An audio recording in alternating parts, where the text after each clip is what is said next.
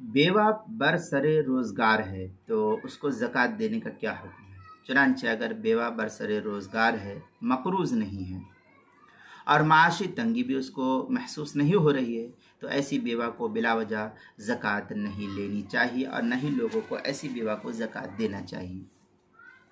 تاہم اگر وہ نصاب کی مالک نہیں ہے تو اس کو زکوٰۃ دینے سے زکوٰۃ کی ادائیگی کا حکم فقہا نے لکھا ہے کہ زکوٰۃ ادا ہو جائے گی۔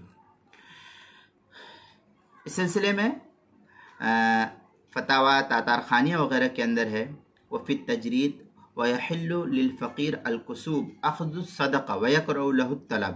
یہ فتاویٰ تاتار خانیہ کی عبارت ہے، کتاب الزکاة الفصل الثامن فی من توزع الزکاة، جلد نمبر 2 صفحہ نمبر 275، جو ادارۃ القرآن کراچی کا چھپا ہوا نسخہ اس کے اندر آگے ہے۔ وَيَجُوزُ صَرْفُهَا إِلَى مَنْ لَا يَحِلُّ لَهُ السُّؤَالُ إِذَا لَمْ يَمْلِكُ نِصَابًا۔ یہ فتاویٰ عالمگیریہ کی عبارت ہے، جلد نمبر 1 صفحہ نمبر 189 پر اس کو نقل کیا گیا ہے۔ دوسری صورت یہ کہ اگر بیوہ نصاب کی مالک ہے تو اس کو جان بوجھ کر زکوٰۃ دینا اور اس کے لیے خود زکوٰۃ کا مال لینا یہ کسی بھی صورت میں جائز اور درست نہیں ہوگا۔ چنانچہ اس سلسلے میں فتاویٰ کیا نام ہے فتاویٰ شامی وغیرہ کے اندر ہے، ولا الی غنی یملک قدر نصاب فارغ عن حاجتہ اصلیہ۔